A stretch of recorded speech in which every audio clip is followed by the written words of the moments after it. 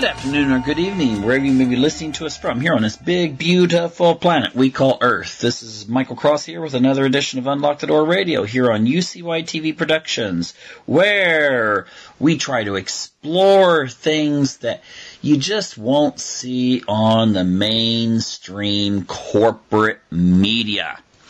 Okay, first of all, like to congratulate everyone for surviving September 23rd. There was a lot of those Facebook memes that were saying that, whoa, the world's going to end on the 23rd. And it didn't. Okay? And, you know, this kind of ties into the topic that I'm going to be dealing with tonight. And first, before I get into that, I would just encourage people that if you're listening to this later on YouTube, check out my website. I'll put it down there in the comment section since we can't link up at the top with annotations anymore. And also check out, if you like dystopian sci-fi that deals with where we're heading right now, then check out my latest book, The Destiny of Our Past. And you can find links to that on Amazon. So anyway, how does the topic tonight deal with the whole idea that we are that we survived the dreaded apocalypse of September 23rd, 2017? Well, simply this. I think many of us actually do live in somewhat of an apocalyptic way of looking at life. We tend to look at things very negatively and pessimistically. And it doesn't matter political persuasions. I mean, left-wing, right-wing, I see it in all political persuasions. But, you know, I think there may be something to it more than just the whole, well, dwelling on the negative. I think there could be some biology involved there.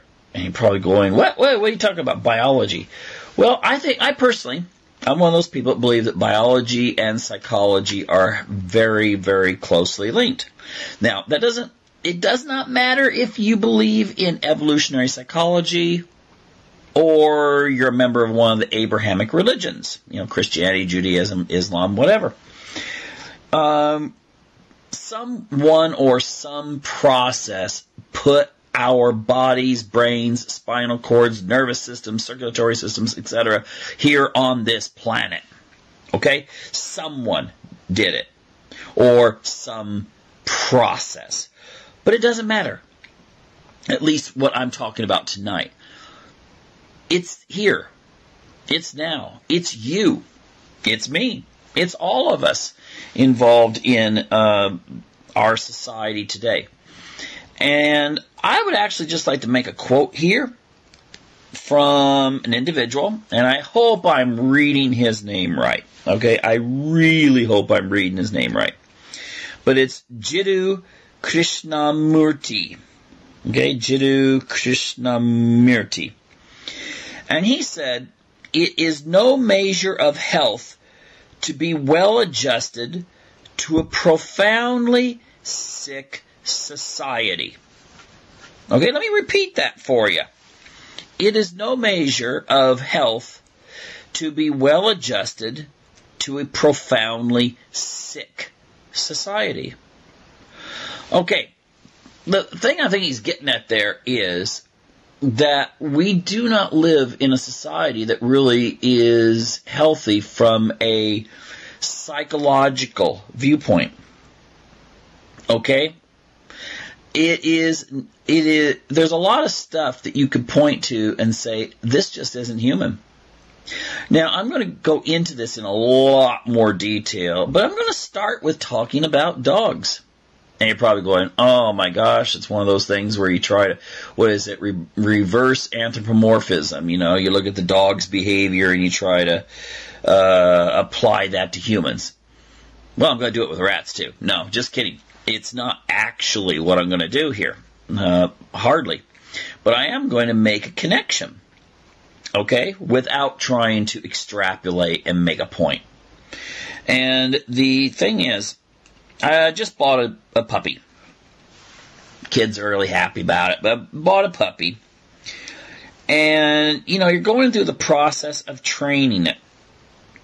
Now, dogs are a derivative of wolf species. Okay? They behave, many of their behaviors are leftover vestiges from the wolf days when they ran in packs. If they find a dead animal, like a dead fish. Oh, I saw this one time. Oh, it was so funny. I was fishing, and there was a dead carp further down on the bank.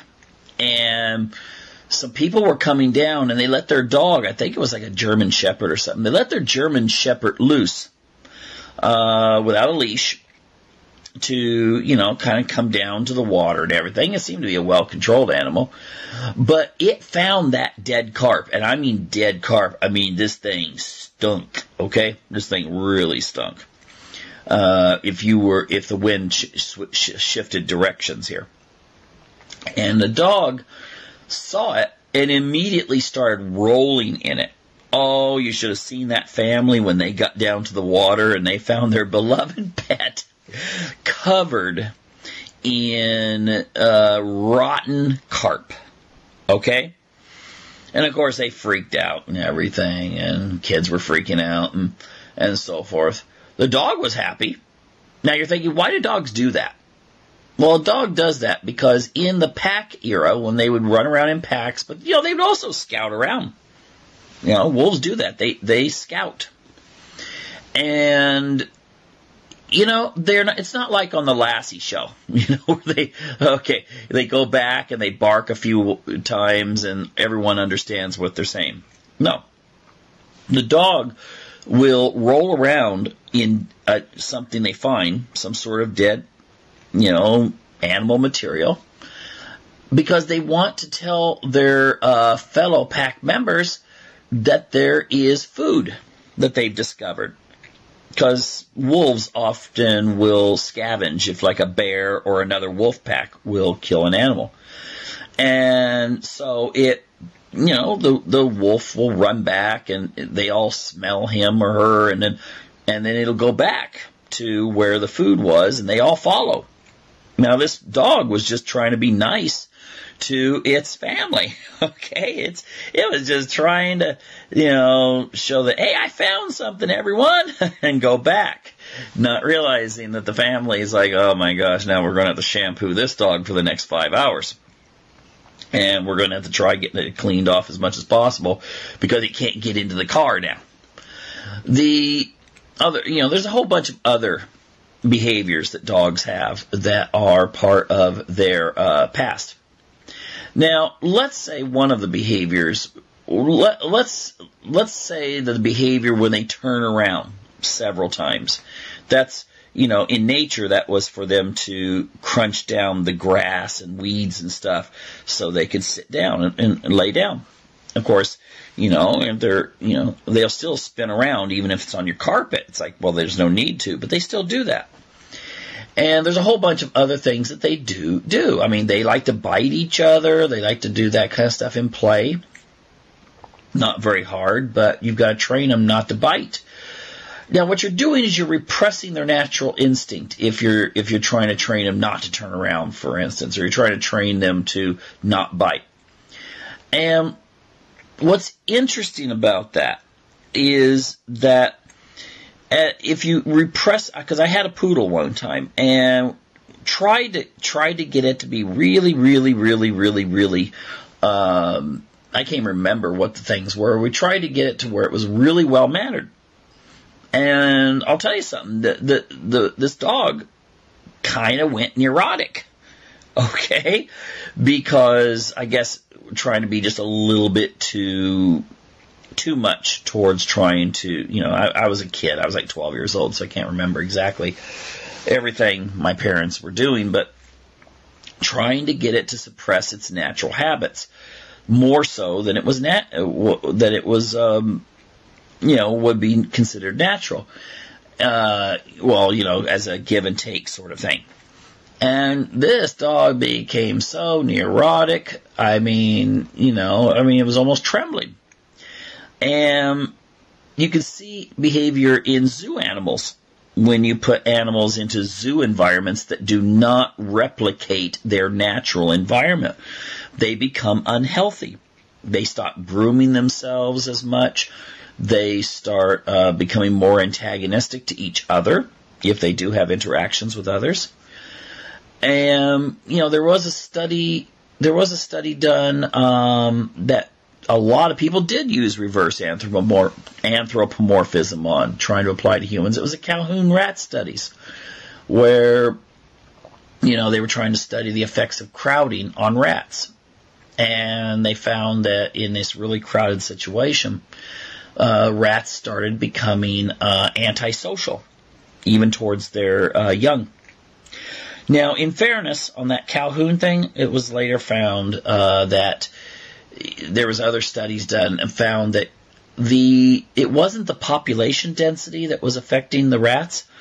It was the mothers needed a certain type, like a corner type of architecture in order to nest and feel comfortable.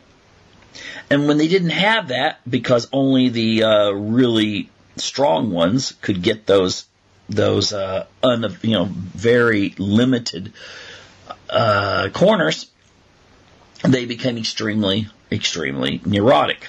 And, of course, they lashed out at each other and even, would kill their babies. Even though the population density was later noted that, in other studies, as well as, some places in India, in garbage places, where the density of rats can actually be greater than what was in this study. So the variable was crowding. But the thing is, again, the rat's natural lifestyle was being disrupted. Now, again, a lot of people tried to say, see, this is what happens to humans. You put them into crowded cities, and they start becoming antisocial. Well, I had a psychology professor that merely said, okay, well, we can take a look at the crime statistics for Tokyo, Japan, and compare them to New York City, in which Tokyo has an extremely low crime rate, whereas New York, or I guess we could throw in Chicago, and some of these places, have really, really high crime rates. And so obviously the variable cannot be overcrowding. All right? It cannot be overcrowding. But anyway, going on with this whole thing about the profoundly sick society. Now, I want to point out a few things that would be more natural for humans if we lived naturally. Now, I'm not saying go out and do these things, okay? All right? I'm just saying that if we did allow ourselves to be more, if we were more like maybe back in the Roman days, where they still had, a metropolitan area, but the social system was very, very similar to being in a, even in a village or something like that when it came to the way people lived. And I'll explain that. A human being goes through puberty. And essentially, once they reach puberty, they are adults. Okay, you can make up all kinds of distinctions and say, well, no, they're teenagers or something like this. And really, in societies of the past, there was no distinction made. They got to the point of being able to reproduce, and they were seen as adults.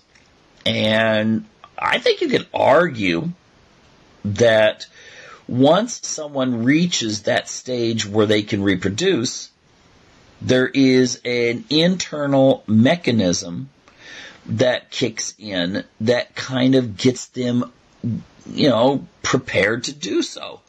That's, of course, our society. We may have religious norms. We may have, social norms and stuff like that say that that's not a good idea, or at least they should be married. And in most countries now, the marriage age is much higher than their natural biological adult age. And the point I'm making is not that everyone should go, make sure that their kids get married when they reach 14. I'm not saying that, not in the least. What I am saying, though, is that maybe back in the 1950s, you could have had a situation where most people, when they were 14 or 15, anticipated on for sure being married within the next 5 to 10 years. So there is kind of a sense that, okay, it can be postponed. But there was still the expectation that it was going to take place. It's like if you're hungry, you get hungry. Oh my gosh, you want to eat, and then someone says, "Well, wait a minute, we're making the food. You're going to have to wait for a couple hours." Well, you've been given a time schedule, so okay, well, a couple hours, I will eat. Now, I'm just wondering. All right, I'm just wondering if we have a situation in which young people, and I'm not trying to be anti-feministic here or anything like that, but it's primarily women too, because their natural ability to be able to have children is at a much more limited window as opposed to their life. I mean, if a woman lives to be 80, she's only got,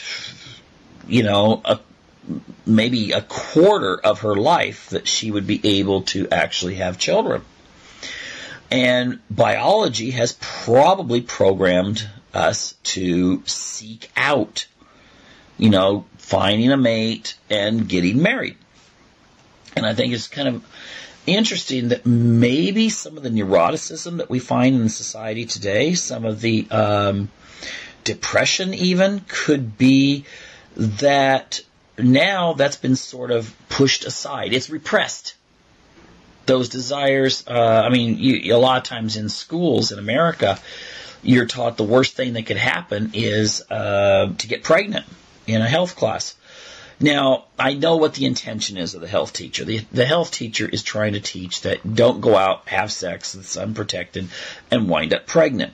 But maybe the unintended consequence of saying, oh, look what's going to happen. Some of them have like these babies that you adopt or something like that, and they cry, every 2 hours, and that what they want is for people to feel like, oh my gosh, I don't want that, and that sticks in. And then, when they are financially capable of having families, they still have that kind of internal subconscious shuddering in which they're like, oh, pregnancy, and they don't have kids. And so, we have a lot of stuff turned against having families. And if this is such a powerful instinct, sexuality is a powerful instinct. It cannot be said that it's a social construct. There are people who they may reject the whole biblical thing, and then they'll turn around and reject biology and say that sex and sexuality are social constructs as well. And that there is no maternal drives. There is no desire to have families and so forth. I would beg to differ because, people knew how to prevent births a long time before the birth control pill. People knew how to limit their reproductive capabilities. I've read articles dating back into the 1600s where, maybe church officials, Catholic church officials, are telling parishioners not to use birth control, not to limit their families. So obviously there were ways to do it back then. And if you think about it, though, in those days, if it was a social construct and not biological construct, in those days it was far more dangerous to have a baby. Maternal care was not that good in those days. Nowadays, it's quite rare for a woman to die in childbirth or from complications of childbirth. Back then, it was very common. Maybe not as great as some people think it might be, but it was fairly common. So therefore, there was a lot more at risk.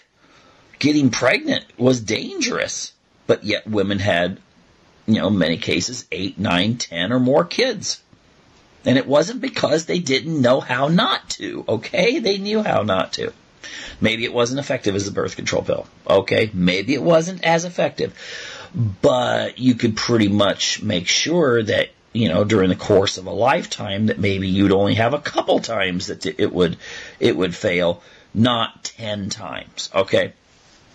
So obviously the biological instinct to reproduce is still something that is it's wired into us.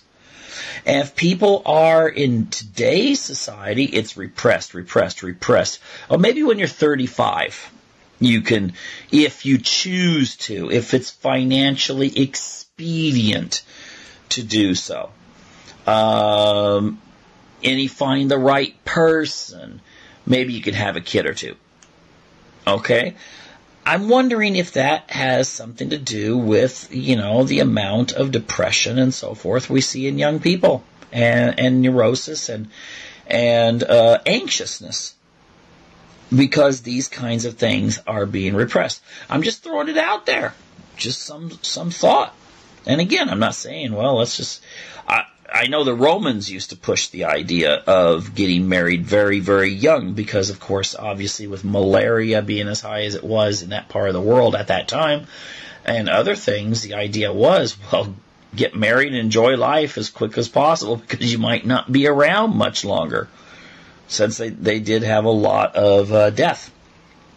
But still, today I think you could argue that there must be some sort of mechanisms internally that are being thwarted more so than someone's ovaries or testicles.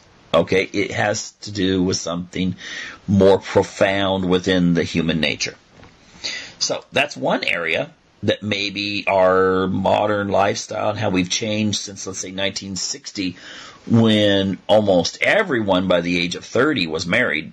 And now we're getting to a point with record low marriages, and 30 is almost becoming the age where many people decide, maybe it's time to start considering, looking for Mr. or Mrs. Right, and getting married. This could be creating some problems there. Now, obviously, there's other things here. Humans were designed, I hate to say this, if you look at tribal societies, we were designed to fight to a certain degree, or at least compete. We were, we weren't supposed to bottle things up. We were supposed to get out there and do something. And often sports, even if they weren't, all societies have had some sort of sports, okay? You can find it if you don't even have to study anthropology very much to be able to find that every society has things that they compete with. And this is really a good thing for people to have a way of measuring themselves against others, and to be able to release some of this tension that gets built up. And nowadays, we really don't have that anymore. In fact, our PE classes and stuff often, we don't want people to feel bad, so we everyone wins a trophy, or everyone gets the same this or that. And so, we obviously have stress. Nowadays, I think our society is highly stressful. And they say stress is not having lots of stuff to do. It's not having a clear way of knowing how to do it, how to get rid of it. So if you're coming at someone with 10 different directions, they can't fight or they can't run. In our society today, you've got, maybe 10 different email accounts, and 4 of them have something to do with your job or, whatever. And you're never ever really able to just kind of run away from it all. Nor are you able to really keep up with it and tackle it. And so this creates stress as well in our modern society. And think about this. We used to use our energy. We were on the move all the time. We were hunting. We were fishing. We were farming. We were, chasing, down kids and stuff like that. We had plenty of exercise. And the thing is now, what do? We set children from age like 6. We set them in a classroom. And if they do want to move around, they want to be active, we start diagnosing them with problems. And in reality, human beings are truly designed to move and, use. Our brain makes up a small percentage. What is it? Our brain makes up approximately, it's about, 3 pounds of mass? And so it's around 2% of our whole body is our brain. All right? Most of us is muscle. Not everyone nowadays, but it should be. Most of us is muscle and other things associated with movement and locomotion and positioning and that sort of thing. And then we just, the human brain is really, just the mere act of walking takes the human brain a massive amount of coordination. That's one of the problems they have with robots, is that it's going to take a long time before they get to the point where you have something like a Terminator that will walk around, or something like Westworld, where the robot will walk around and walk upstairs and turn and that sort of thing like a human will. Our artificial intelligence is going to have to be way more advanced, and it'll get there. But still, human beings are not designed to just sit. In fact, it's been found that it reduces your lifespan tremendously if you just sit and sit and sit, like, whether it's watching TV or even if you're sitting in a cubicle at work. So, isn't that ironic that we then say that when people do move around and they want to focus and they want to do those kinds of things, that there's something wrong with them? All right? That sounds a little bit suspect to me. Now, true. Obviously, a person, to survive in today's society, they have to study. They have to be able to work at a table or a desk or something like that for the most part. But it is thwarting our natural instincts and natural physiology. And so therefore, this is something that has to be looked at. Now again, you can do you can do things like you can exercise and so forth, and that's something that I'll talk about a little bit later. Now in natural societies, we would also eat less, and the thing is, the human brain is designed to survive, and that means you have to eat. But here's something quite interesting about today's society as opposed to traditional society. Traditional societies, you ate what you had at that time. The more traditional, the more primitive, obviously, the more that's true. If your tribal group killed a buffalo, you had to, and you pretty much ate a bunch of it then, and then depending on how well the environment was that you could cure the meat or preserve it, there was no refrigeration. So preserving food was actually quite difficult. So our brains are designed that when you find the food, you gulp it down. All right? And, of course we learned how to cultivate plants and animals and so forth. So instead of hunting the animal, we breed the animal. Okay? We make the hunting much easier, but it's still the same thing. You're still killing an animal, and whether it's using a spear or whatever, or taking them into a slaughterhouse. And the thing is that our brains, though, have not caught up with us. And what do you mean by that? Well, the lower part of the brain as opposed to the upper part of the brain. The lower part, survival, the upper part, cognition, these kinds of things, realizes that, I don't need to eat right now. I'm not hungry. But the lower part of the brain says food's available. And nowadays, we just, our foods in many parts of the developed world, you can go to the store at any hour of the evening or morning and pick up food. Or your refrigerator can be filled with food. It never ends. There's no time when you're like, I just don't have food. Unless, of course, you go out into the wilderness yourself and, camping without it. And, so you're going against we do go against our natural instincts, and look what we do. We wind up getting overweight and even obese. And I was just reading in the New York Times. I don't usually, read the New York Times, but I found a really interesting article. The New York Times was talking about how junk food companies are starting to go into the developing world and use strategies to sell junk food there. And it's causing obesity. I mean, Mali was used as an example. I mean, the obesity rate's really gone up in the last few years. And, here you get this heavy, calorie-dense food. And at the same time, people are not having to work as hard in many of these countries. You've seen urbanization. People are starting to do more modern types of work. But they're now getting this food that is, a calorie surplus. And they're starting to gain weight.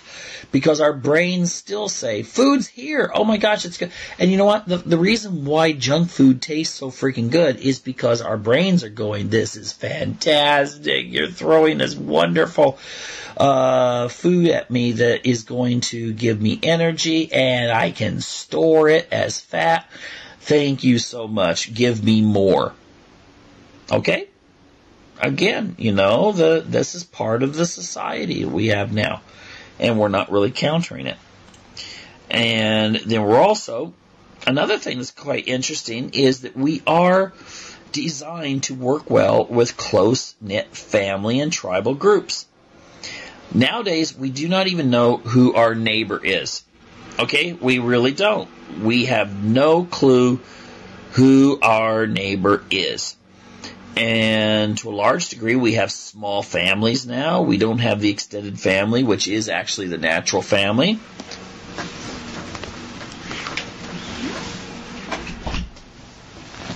There was some noise out there. Sorry about that. Anyway, we don't have natural big families that we used to. And that can create some problems. Like I said, I in earlier shows, I was reading an article a while back about Mexican-American families. They move here, very little depression. I mean, they come from large families, usually not that well off. But then the next generation, the family size has shrunk considerably. Where it's no longer the thing to have 7 or 8 kids. And then you see more depression go up because maybe some of the things I've talked about, but also there's not as many people to talk to. You don't have that, no one understands me, so I'll go talk to Juan. He's my cousin. He always understands what I have to say.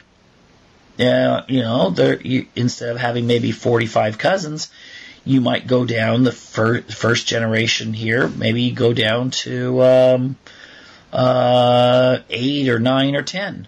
And then as time goes on, next generation, maybe you only have 2 cousins. So, and of course maybe 1 or, 2 siblings. So this is something that's actually not quite natural either, is it? Humans are not designed to live in this kind of situation. So, what are the results? I talked a little bit about this. Our abundance of food, we wind up with more obesity. Our increased anxiety makes it where we want to eat more food for comfort, and also the fact that we are designed to pack on the weight when it's available. So subconsciously, we still desire the heavy calorie food. So you have more of this sense of wanting to eat more even than, what's biologically programmed into you. We have depression, in which people, we veered away from traditional psychoanalysis and gone more into a pharmaceutical mode.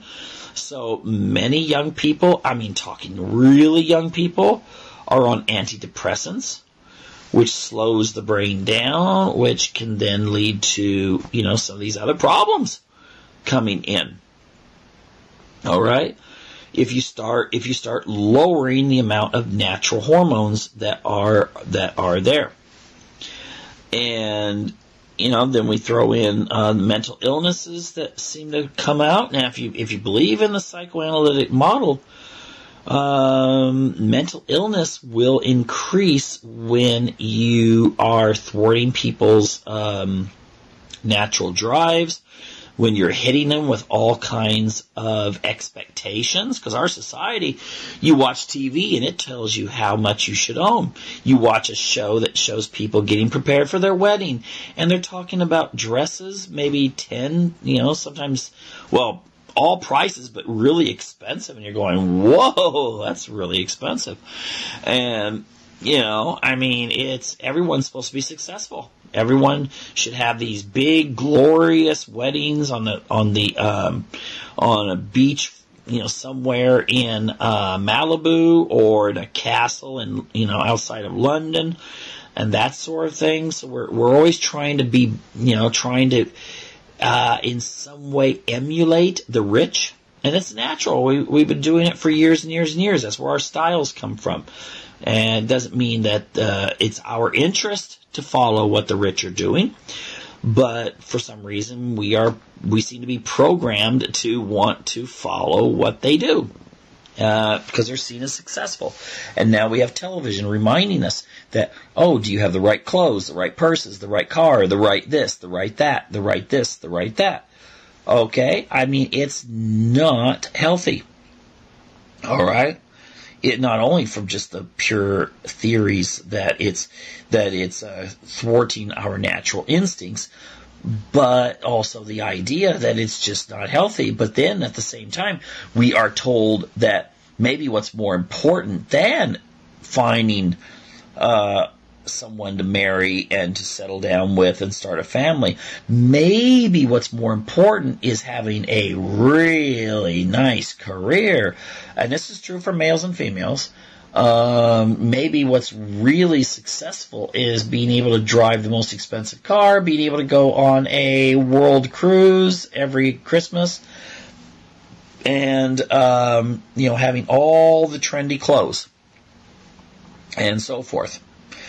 And again, is this something that really brings us happiness? Are we a happier people? Are we more psychologically adjusted if we're chasing after all these goodies? Or if we're even watching it? If we're turning the TV on and there's still that sense of, it's what drives television. It's what drives commercial media. Is the idea of, I wish I was better than I am. Maybe this will help me. All right? Everything. Maybe food might be an exception because we all still need to eat food. But everything else. And again, I'm going to center on things like, nowadays it's like, well, maybe you are married. But you're told, maybe you should get her a diamond ring for her birthday, and she thinks she needs to get you the most stylish watch that she sees on television, and all these things are just swirling around us continuously, and we're told that we are the measure of our materialism and consumption, and everything else should come second, including family. All right? There's a lot of people out there now. Even if they do get married, they become what they call it, double income, no kids. Oh, we're not going to get kids because we want to live it up. All right. It's going to be interesting when you're older. But this seems to be what our society shoots for nowadays, is this sense that what's important is to have all of the stuff that you're told that you should buy. Well, maybe it keeps our economy stronger. Maybe it keeps our waste paper and our recycling plants and our garbage dumps filled to the brim as well. All right, but it will not make you happier. Quite the contrary, actually. We have loneliness. I was watching a documentary about Sweden. Most lonely country on earth, according to this documentary. By the way, if you can watch it, I don't know if you can watch it.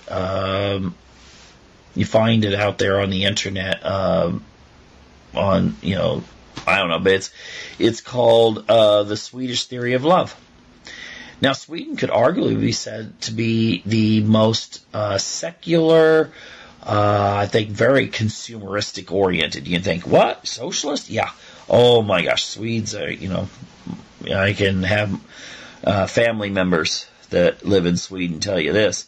But it's very, very materialistic, very consumeristic. And the people are like socially isolated. And more people live alone in Sweden than any other country on earth on a per capita basis. Many of them dying alone. No one's there when they die. It's quite sad. And, I've been to countries like Uganda. People seem to be pretty happy. They didn't have a lot of money, but they seem to be very happy. The same's been true when I've been in like Venezuela and those kinds of places. I see a lot of happy people. I don't think it's genetic. I don't think that Western people are necessarily genetically, programmed to be unhappy. But I think that it is the society that has grown, and I think if that society gets transplanted into places like Uganda and Venezuela, you will see more unhappiness. All right? I'm not talking that, Venezuela has a great system with its socialist system. Hardly. I'm not saying that. What I am saying is if you try to put this, because you can have socialism at the same time you have, consumerism. And I'm not sure that would actually do anyone any good. So people are feeling loneliness and feeling isolationism. And I think a lot of young people nowadays feel nihilism, kind of a loss of purpose. Or they never had a purpose. You're here, you have conscience, you exist, but why are you here? What's your aim? What's your goal? There's no clear-cut goal for where they're going. Now, if you don't have a clear-cut goal, that's going to create anxiety. It's going to create a sense of confusion. Which, guess what? That leads right back to where I was talking about all the mental problems that can creep up from that. And so, you study Alfred Adler, if you'd like. The whole idea that we need to have goals in order to feel healthy. We need to be creative. We need to be doing things.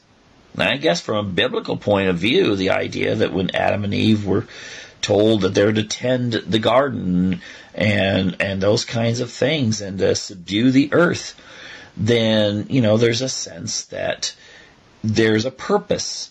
But if you get rid of that purpose, which it seems ironic that you see a lot of people that think that the world would be better off if we got rid of religion and got rid of family structures and all of this kind of sense, and we just kind of lived as ourselves.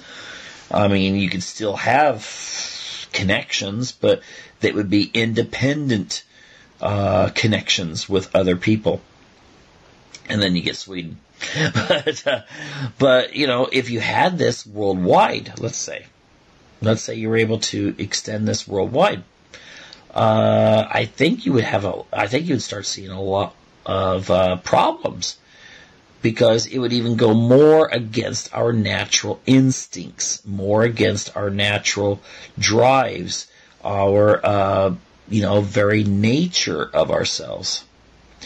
And, I know you could argue that some things that we have in society can be social constructs.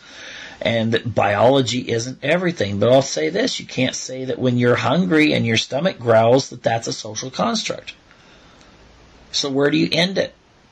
If your brain is telling you your stomach is hungry, where are you willing to say that brain stops at telling you that something is desirable or undesirable?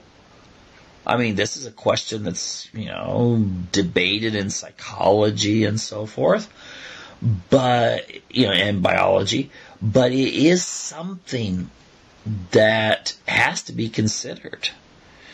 And if you have so many people on antidepressants and anti-this and anti-that, and people using drugs and doing all of these other things which really go, people becoming obese and people, all these negative social indicators that's really going to start, it's already actually is starting to reduce our overall lifespans.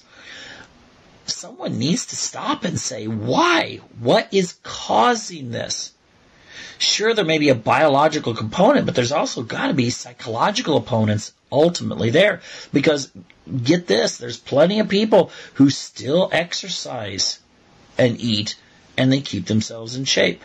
There's still people that apply themselves here, there, or whatever, and they still find happiness. But our society doesn't seem to be showing much of a desire to really facilitate these kinds of things. It seems to be quite the opposite. Maybe in a society that seems to be more run by corporate greed, this makes more money. And if you started getting people to go back to some sort of natural way of living, I'm not saying, run around, with, hemp shorts and topless and hairy and singing songs from the 1960s. I'm not saying that. But maybe there is something that those people had going for them that actually did make sense, that actually should be considered.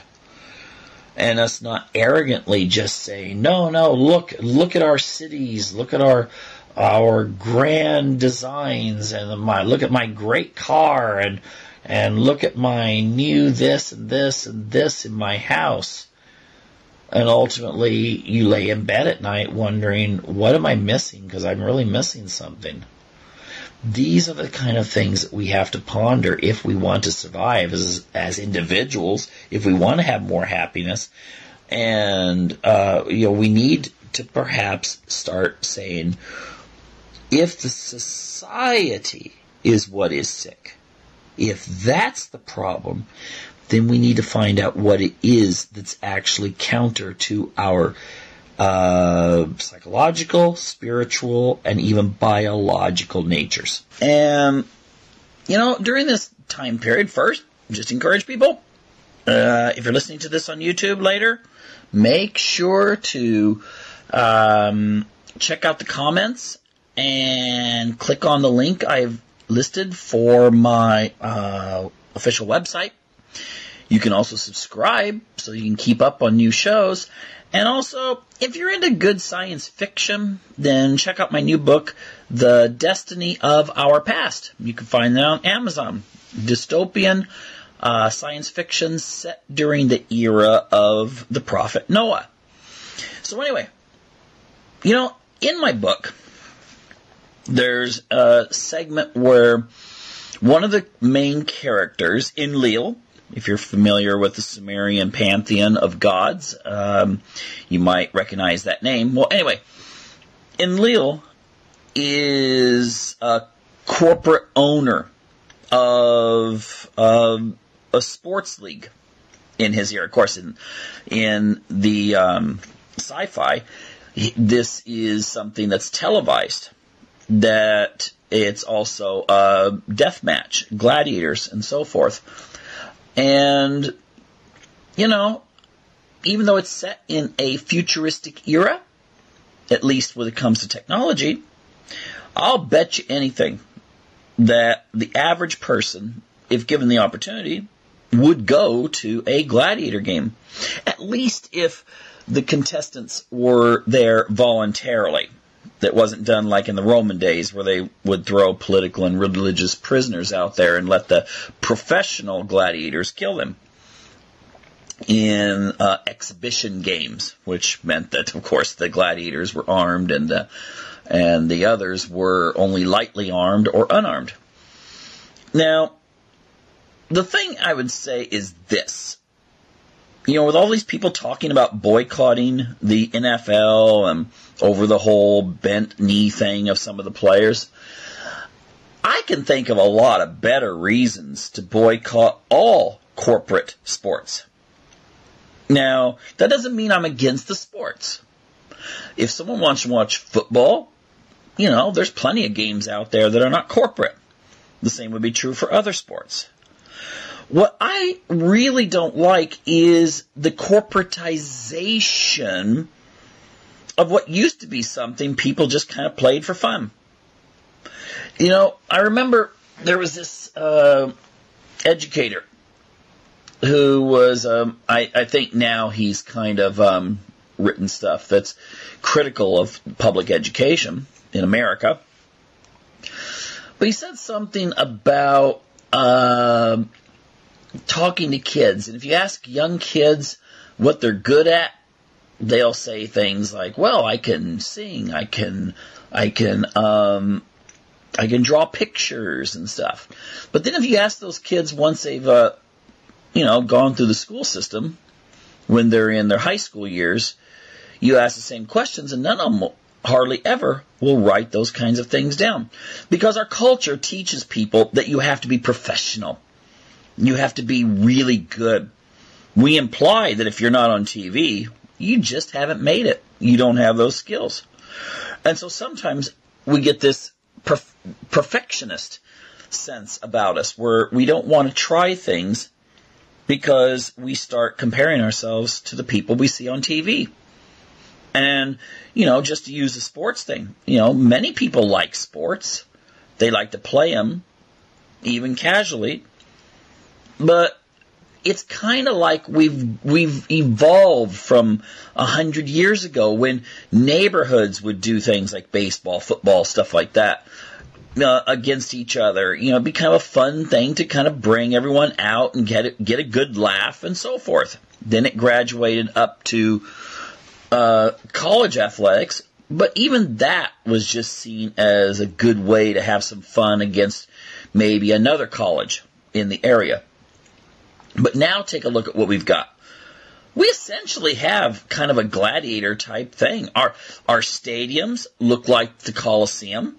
Yes, if you actually look at what the Colosseum looked like in its heyday in Rome, 1,500, 1,600 years ago, it looked like the stadiums we have today. It was mostly covered. Okay? It really was. I think the movie Gladiator depicts it quite well. It was pretty advanced for its time. And yes, they did go up and down the aisles selling food and beverages to the people as they were watching the various sports. And, to own a gladiator required a lot of money. But you would get back some of that money as people would pay to go see these games. And it was very rare that gladiators died. In fact, if a gladiator died, the one that killed the gladiator, the other gladiator, his owner would have to make up for the loss to the owner of the other gladiator. And, a lot of stuff's very similar. I mean, you hear about these women who will go and hang out so that they can score with professional athletes at their hotels and stuff like that. In the gladiator days, it was the same way, especially widows, richer widows, would go and hang out, and it was kind of a thrill that maybe you were having a relation with someone that might the next day be being watched by thousands of people, and he might die. There's always that little thing to get the ratings up. You never knew when someone was going to die. Now, our professional sports, for the most part, are not that intense. We don't turn on a sports game on TV and anticipate that someone's going to die. I mean, but the idea of getting the ratings up, the media kind of cross-promotionalizing the product. And yes, professional sports are a product. They're designed to get you to watch the show or go see the game, but especially to watch the show, because most people go watch the show compared to how many go actually to the game. To watch the show so the commercials can play, and then you will buy a product. Okay? That's what they're designed for. That's why if you look at halftime shows from, like the 1950s, they were like, it was almost like watching a high school display.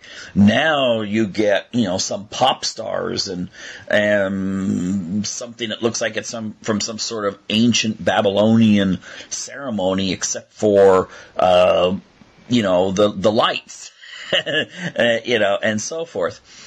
But that's all designed to get you to watch. Okay, it's designed to get you watching, and then the commercials play, and the products are promoted, and if you've got a successful team, it means more people watch you. That means it's just like having a TV show, a fictional TV show. If you've got a show that people love, the advertisers can be charged more money for the commercials. Okay, that's just the way it is. It's a business. And maybe really what we need in our culture is people, I don't know, on Sundays, I think they should go to church, but even if after church, or even if you don't go to church, wouldn't it be more interesting if people just got together and played sports on their own and take the whole corporate mentality out of it? Maybe we should take our kids out and do something, take them fishing or whatever. If you're just sitting there eating junk food and watching TV, it's not getting you anywhere. It's not helping you. All right? It is helping to, sell the product and make money for advertisers. The players, I don't get down on how much money they make, because they're worth it to the people who own the team. Because they wouldn't be getting paid that kind of money if they weren't bringing in, the customers who, paying for the tickets, who are advertising, and so forth. And then on top of that, the advertisers, they're making a lot of money, because obviously they're not going to be spending a bunch of money if it wasn't going somewhere and bringing the profits up. So it's all profits. It's just money. All right? It's a spectator thing. It's just like any other TV show, except, it's real when they're out there playing against each other, but, it's just to get you to watch and get you to watch the commercials.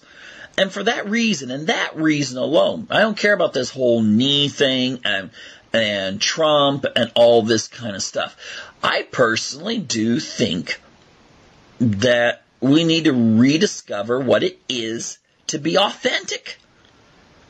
And it just seems the whole corporate sports thing is just not authentic. All right? It's not personal. It really isn't. You wear a jersey, it doesn't mean anything except for the fact that you went out and bought a jersey. You're helping to advertise, but it doesn't make you part of the team, and it doesn't make you part of the tribe. All right? So, the whole idea that, yes, I belong because I support it. Sorry, that's an illusion.